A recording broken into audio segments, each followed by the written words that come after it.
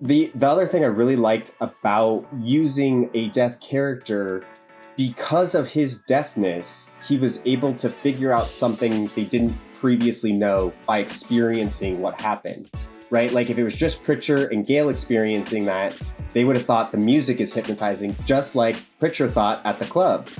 Also, did you notice in the intro that the statue is touching its arm? Oh my gosh, I just figured it out. I just figured out how this is going to win. Okay. Hello and welcome to Road Goes Ever On and On. Today, Sterling and I are talking about the hit science fiction fantasy series Foundation Season 3, Episode 4, The Stress in Her Regard. So spoilers are ahead. So if you're enjoying our content, a like would be appreciated. And if you want to stay up to date with all of our discussions and breakdowns, just hit the subscribe button and turn on that bell icon for notifications. And with that, Sterling, let's talk about Foundation 2. I think it's kind of messed up, the relationship that Gale and Pritcher has. And the reason for it is because of the power dynamic. And the fact that, like, I think that because she has so much power in Foundation 2 and what they do, I think it's kind of like her word is law. And so in this situation, you have, like, Pritcher wants more from this relationship. But essentially, his boss is saying, like, no, we've got this, like, big thing to do. So, I mean, I want her to find love. And I get that, like, with what's going on with Foundation 2, she's probably not going to find love outside of Foundation. But it is just kind of a weird power dynamic, because not only is this a planet and this, like, huge movement, but those are the only people that are there. So that's who she's going to find. And it's just kind of an unfortunate situation for Pritcher. I like Pritcher. I want him to have happiness. I like Pritcher too, and it is a very weird, like, he's probably known of Gale like his whole life, you know, like, yeah, as that's another weird aspect. Yeah, child, and you know, like, this is in a way like not the god of your people, but the leader of your people. It kind of it's like a very, it was, like, for a period of time, right? Right. She is kind of like a messiah-like figure in a way, almost like Harry Seldon. So I do see there is this weird kind of dynamic there, but also I feel like if you're in Foundation and you believe the goals of Foundation, like, it's not necessarily like an abuse of power. I wouldn't say, like, from Gale's perspective of, like, her, yeah, it's not quite an abuse of power. And, you know, I'm hoping that, you know, Gale has kind of had a roller coaster life ever since leaving Synax.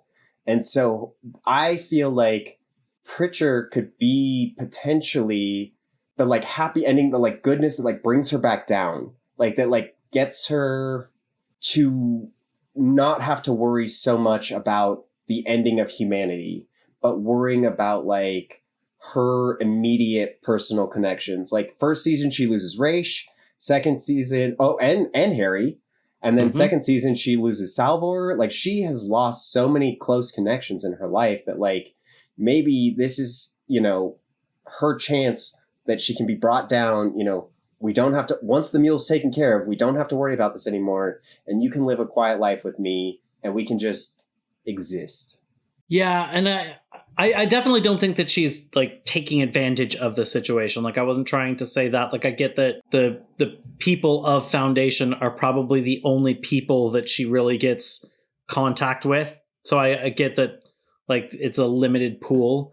I do hope that this could be a way for her to kind of find something, because she's been going along with the ride of, like, Foundation for literally hundreds of years at this point. You know, she has lost everybody that she ever knew when she, you know, woke up on Synax, like that first kind of, like, huge time jump.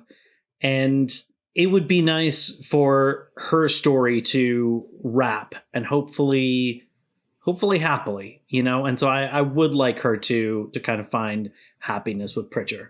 And Gale has a type. I will be honest. She's got a type. She fell in love with Raish, and Pritcher kind of looks like Raish.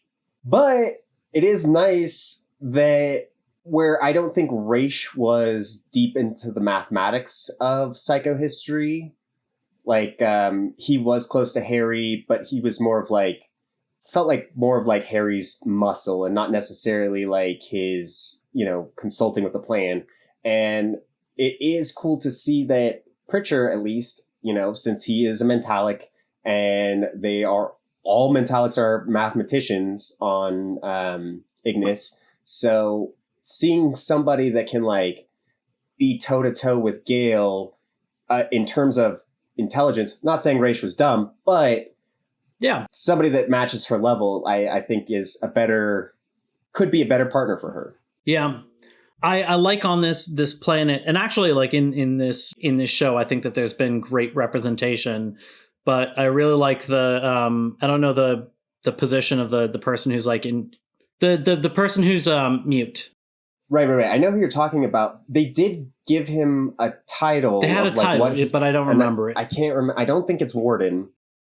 But anyway, so like that, I've actually enjoyed that representation. Like I've known of the fact that with sign language that you can express emotion and volume the same way that you can express emotion and volume in speech. And I think it's something that a lot of people aren't necessarily aware of, that you can do the same motions larger and with more flourish if you want to add more emphasis.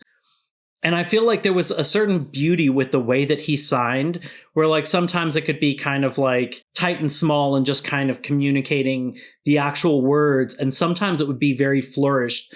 Like when he talked about the nerves or whatever, went all up his like arm and up here. And like there was, he was really expressing that it was like throughout his entire body, so it wasn't just like a small feeling in his nerves he felt.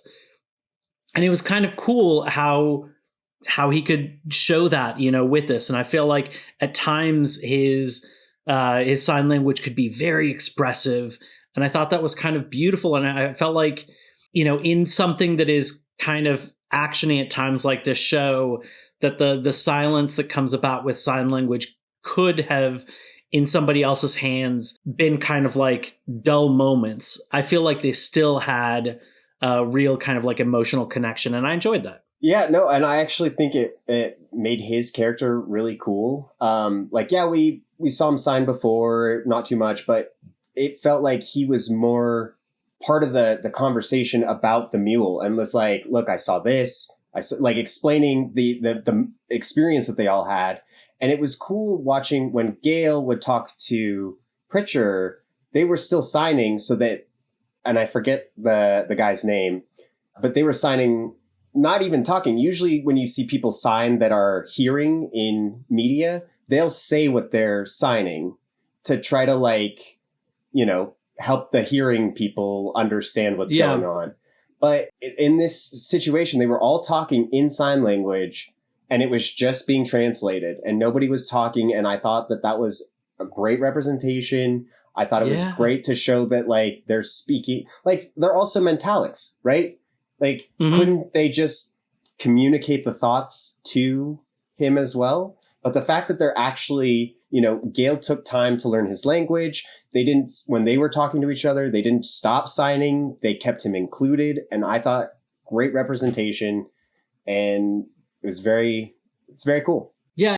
Like I feel like it made the sign language much more intentional, where I think sometimes when you have, signing and non-signing people and people are maybe saying what they're signing at the same time, they're not one-to-one languages. And so it's just like any other language where like if you had to, there's a translation and there's, things change going from one form to the other, so to a certain extent, if you like sign things and then you say what you're signing, those two things can be different. Yes. Because it's not like one-to-one. Especially with ESL and ASL. So ESL is like a direct copy of what you are saying, but most deaf people do not speak ESL. They speak ASL. And ASL, American Sign Language, is very much about the syntax and the order of where things go in a sentence that does not sound like normal English, just because it is another language. Right. And the other thing I really liked about using a deaf character, because of his deafness, he was able to figure out something they didn't previously know by experiencing what happened, right? Like if it was just Pritcher and Gale experiencing that, they would have thought the music is hypnotizing, just like Pritcher thought at the club. But the fact that he was able to be like, it's hypnotizing and it's not just music because I can hear music. This, whatever this is, gets like right into me. So like, even though I'm deaf, I'm still feeling that hypnotization that everybody's feeling. Yeah, I didn't think about that. And I did think about the fact that like he did have conclusions from the information. Like I definitely felt like he brought a different perspective, but I didn't connect that dot of like, I didn't hear it, but I still felt it. And so like, it's more than just music. Yeah. And I mean, he pretty much diagnosed the mule the best he could. Like he's surrounding himself with people, so he's lonely. Like all of these connections he made, not Gale, not Pritcher. And so I love that guy. I think that guy is so cool. Yeah, I really like it. Like, and even like down to the fact that like a club was chosen, like that was a choice. Like he really identified a lot of important things, and I think a lot of great information came from that. Yeah. It's interesting seeing the way that like Gale is reaching out from there to Dawn. Like I can't figure out if she is like astral projecting or if she actually got them, because the first time they had the meeting, you know, and he thought that she was there, she said like, oh, I'm not actually here. And then she kind of disappeared. This time it seemed much more like she is there, but I still don't know that for certain. But I did like their meeting. Yeah, you know, I was wondering that too. I do think they are there, or I think she was there, because I think her being there would be the only thing to get Dawn to leave. The other thing I was thinking about, though, is that Trantor has so much facial recognition, like as soon as you come in, but she is a mentalic, and so potentially she could, just like the guards. But can she mess with facial recognition? Like that seems like computers and robots, maybe. Well, I mean, the facial recognition, I would assume computers. We know robots don't exist in the galaxy anymore. It's right. So maybe they don't let the computers be smart enough, so they have some guy manually checking all that. Like the thing pops up and it's like, Gale Dornick. And then this guy's like, oh, I need to alert somebody. And so maybe she projected into that guy to be like, I'm not Gale Dornick. You didn't see anything. Just continue about my way. I don't know. I don't know if she was there or not. It did seem that with her physically touching Dawn and using her power to hide both of them from the guards, I feel like she's there. It's just wild that with her visiting and getting Dawn to go with her, that it feels like Demerzel's grasp is like crumbling more and more, you know, because you've got Dawn absent, you've got Day absent. I don't know if Dusk may have some trust issues because he knows that she's going to enforce his end. And so he might be pulling away. Like that might explain why he was like, no, you can wait here. We can have this meeting without you. Yeah. I mean, the Foundation representative, I forget her name. She said it great. Quent, I think, maybe? Quent, right. I think you're right. But she was just like, Dawn's gone. Like, so when you're posing this to Empire, right? We know that Dusk is going to be ascending basically within the next less than 10 days at this point, a handful of days. Dawn is missing. Day is missing. So, like, Empire is pretty much crumbling. It really seems like, you know, the 4-month whatever, you know, end of Empire seems like it's pretty on the nose. Yeah, I know last episode we were talking about like what the seasons might look like if they want to continue. And I think I realized that I don't think we'll see all 8 crises. That just seems really hard for a show to pull off, like, well and successfully. And like, to go 8 years per crises, that not many shows make it that far, and not many like good shows stay good and make it that far. Yeah. So I can't imagine that happening, but I could imagine, so we have that 72 hours till the vault opens. I could see the rest of the season going towards that 72 hours or the final 10 days of Dusk. And then the next season being the next 4 months of when it ends. Okay. I could see them doing that. I don't know if I would like that as much. It would be a change from the like big time jumps that they've been doing up to this point. So, right. But at the same time, those time jumps has forced them to kind of reinvent themselves a little bit because the situations are so different. Even if it has some of the same actors, they're oftentimes playing very different roles because, it's like different versions of Cleons or whatever. So it does kind of feel like it kind of reinvents itself a little bit. So they could be doing that. But also, I don't know. I feel like they could do another time jump and have things be wildly different. Like maybe even a situation where there isn't a rule by Empire and Cleons, and so maybe that genetic dynasty is finally gone. Who knows?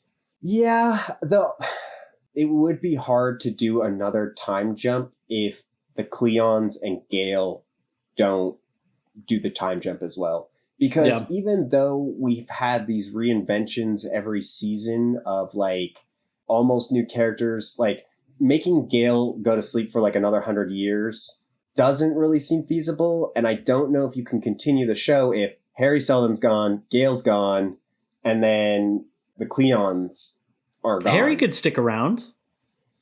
Harry in the vault? True. Harry in the vault could stick around potentially. We are kind of getting weird vibes from that version of Harry, and it did seem like the better version of Harry has now passed on Ignis.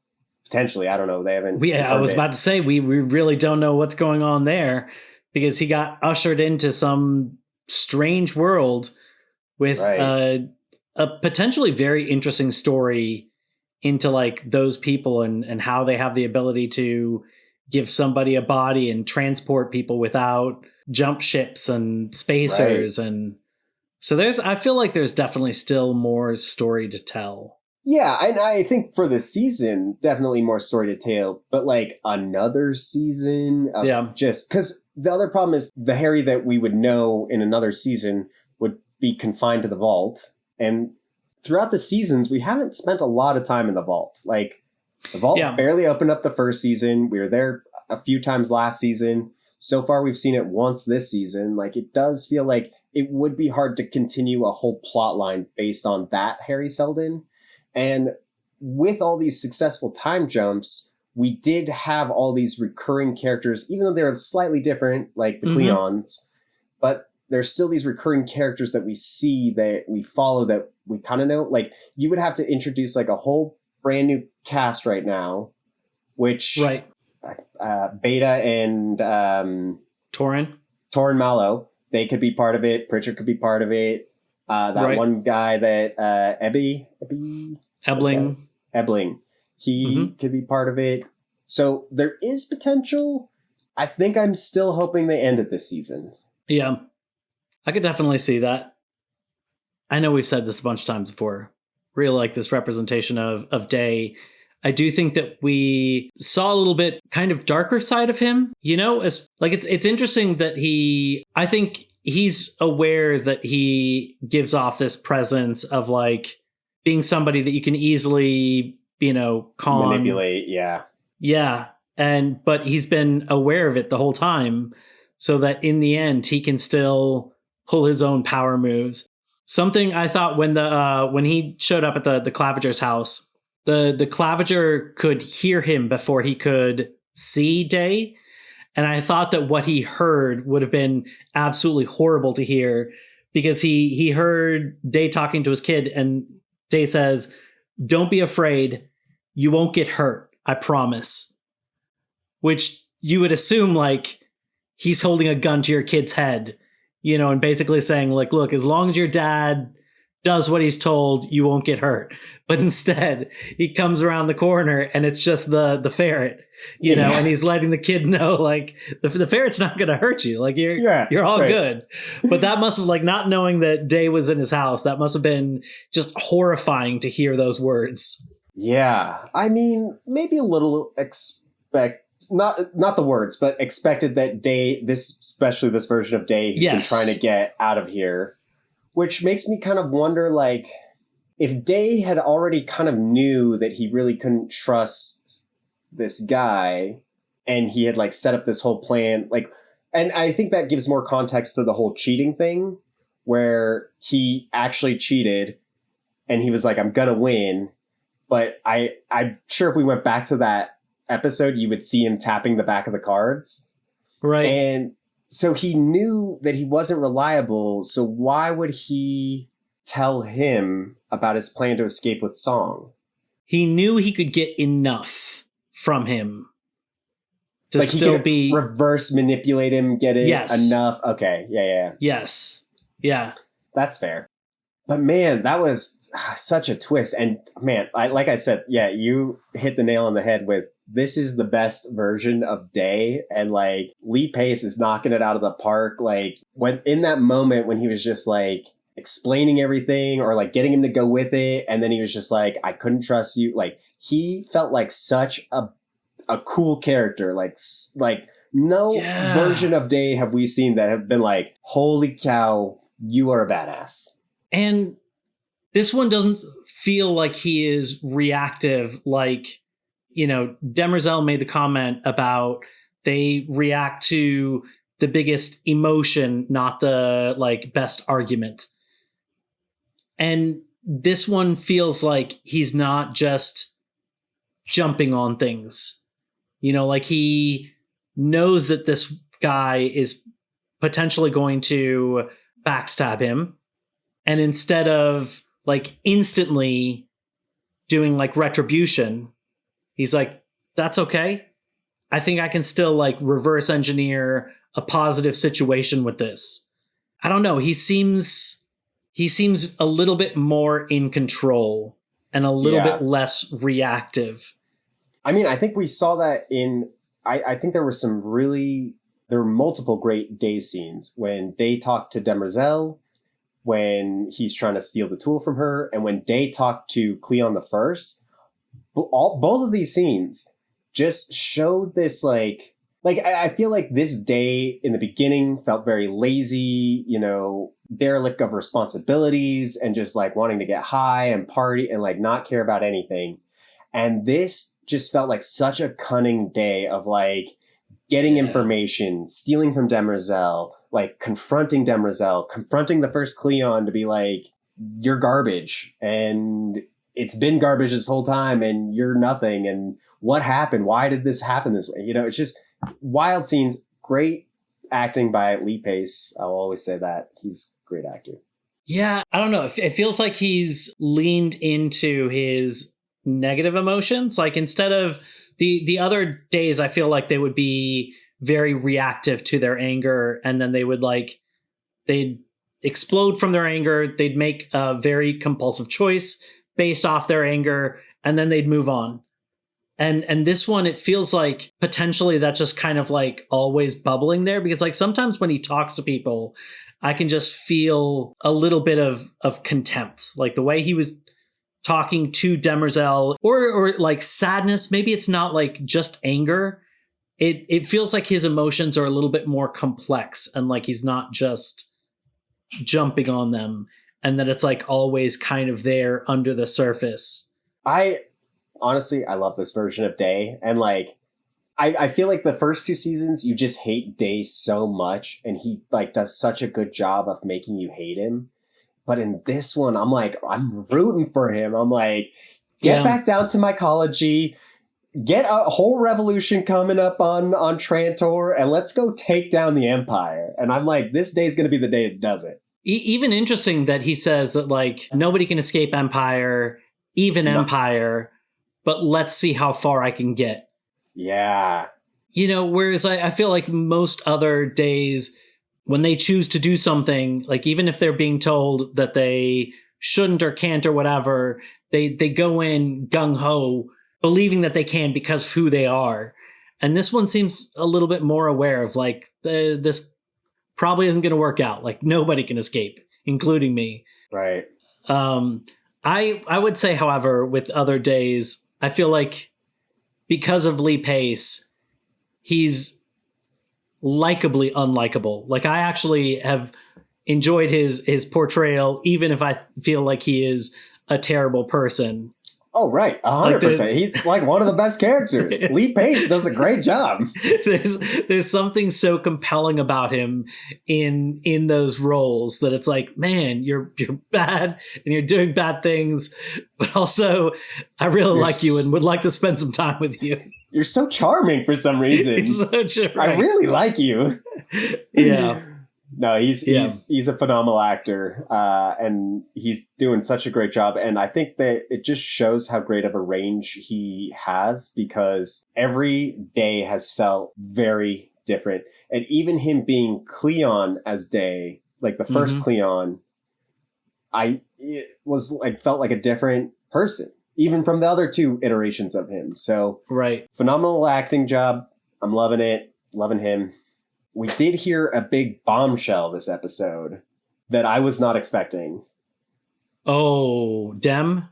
That Dem was behind the attack on the Sky Bridge. And I had always wondered, and I thought it was just something that was never going to be answered. It was just Anacreons and Thespins that were just sick of Empire. That's what I thought it was. But yet deep down, I felt like there was someone behind it. Couldn't figure out what it was. And then to find out that Demerzel did it.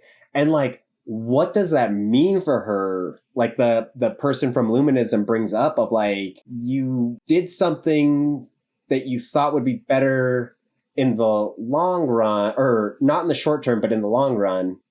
And yet it is kind of seeming that maybe what you did is what destroys the Empire. Like, are you trying to find a way out of this prison? But she couldn't say it out loud. Right. And she tried to stop the person that she was confessing to from saying it out loud. Man, it really tells you like how messed up this programming is, that it can totally justify that many deaths as, well, that's the best thing for Empire in the long run. Well, yeah, and that, I mean, you know, we talk about the 3 laws, then the Zeroth law, and then now she's like ruling of Empire, and it's like, you know, they made a conscious decision from 3 laws to Zeroth law to be like, okay, well, if we have to, it's like a trolley problem. Like if we have to kill 1 or 5 people to protect all of humanity, and we have to kill the 5 people, we'll kill the 5 people to protect humanity, right? Yep. So it makes sense that when Empire programmed her to be basically subservient to Empire, that now she views that and is just like, well, how many other people I have to kill to keep it going? That trumps everything else. Exactly. Yeah. You know, so to the point of any absurd number of people can die. And she is something with, so far it's been stated that like her memory cannot be changed, erased. And so she remembers these things forever. And it feels sad because like Demerzel's kind of trapped in this like programming of where she can, like she's doing these really terrible things because of the love of Empire, and she doesn't even know she loves Empire. And I think deep down, like she was hurt that so many people died. You know, she explains like people re-entering and people freezing to death, and she could see all of it. Like she probably has excellent eyesight, and she could just see these people suffering and dying. And I think deep down in her, like to her core, that like it hurts her to see that. But because of her programming and Empire being above all else, that she had to do something like that, which is just so awful. Yeah, that was rough. I do like the idea of the reincarnation thing that the Luminism priestess brought up. Okay. I felt possibly the opposite. You didn't like it. I felt like it was a weak argument because it was like a metaphorical death. Fair. And if that's the case, I feel like there are any number of ways that you can metaphorically die, and that, that you don't, it no longer requires like actual death and actual rebirth. Like once you allow this to happen one time, it can happen any other time. And so the religion wouldn't require like actual death and actual rebirth. And so that one felt like a little bit of a weak argument, but that was my thought on it. See, I liked it because, thinking about like, what does it mean to have sentience and consciousness, right? Like, does Demerzel, who is a robot, who is just programming, does she really have consciousness? Could her consciousness in there truly be reincarnated? And to me, it did feel like that if you are programmed to do something, right? Like if you're the 3 Laws robot, like that is the mythos of who you are, like your core. Mm-hmm. And when you go to the next life or the next programming, your core of who you are changes. So I did like it for Demerzel because, from the first season, Dem has been very into luminism. Like she has gone on the path, or what was it? The staircase? Was it the spiral? The spiral. She walked the spiral. It was ambiguous if she had a vision or not. We saw Day have a vision for it. And so this has been something so... I think it's the opposite. I don't think it was ambiguous. She did have a vision, and Day did not have a vision. That's what it was. Day lied about having a vision because... Right. He didn't... Because the implication that would have like further proved what that one person was saying about Day not having a soul. Or being whatever, So the fact that she could go and have a vision makes me feel like, being such a devotee to luminism, like I want her to be able to reincarnate. And it gives me hope that like right now to her core, she's Empire, right? She's pro-Empire. And, maybe Dem has not been the greatest person, manipulating things, but deep down, I still want like this, like, I want her to get out of it. Like, I want her to just like be free from Empire and be able to make her own choices again. And that telling of her rebirth gives me hope that she can get out of this. I really like her. And so I want her to find happiness. But I guess the reason that I felt it was kind of like a weak argument was the person she was confessing to, the big kind of like proof that these had been deaths and rebirths, was she asked like what her past self would do in the presence of her present self. And she was like, I'd probably, she'd probably kill me. And I was like, oh, see, that's proof that you have changed. And it's like, yeah, you disagreeing with your past self isn't, to me, proof that like you are a different person and you've changed. Like I can think about things that, and I definitely hope I wouldn't kill myself, but I can definitely think of things and that have been big things to me that I've changed on. And I don't think that means that I am a different person. That's fair. I could definitely see that argument with a person, because we're not necessarily programmed with like hard set rules. And so like, we grow, we figure things out, we learn. Where like Demerzel can't grow out of protecting Empire. She literally just can't be like, oh, remember that time I was protecting Empire? That was silly of me. Why did I do that? That was crazy. So like, I think that's more of what I took from it, at least. But yeah. So that's why I loved it. I was like, Demerzel can have a happy ending. Also, did you notice in the intro that the statue is touching its arm? I did not notice that. I actually didn't watch the intro this time. I skipped it. I never do. It's all right. And this was the one time I did. It's all right. That's all right. But like all of a sudden, something that we had seen in the intro 3 times up to this point, or 6 times if, like me, you've watched the episodes twice each time before, and it was meaningless up until now. And all of a sudden it was like, ooh, which means I think this group, what is this religion called? I think it has a decent role to play in this.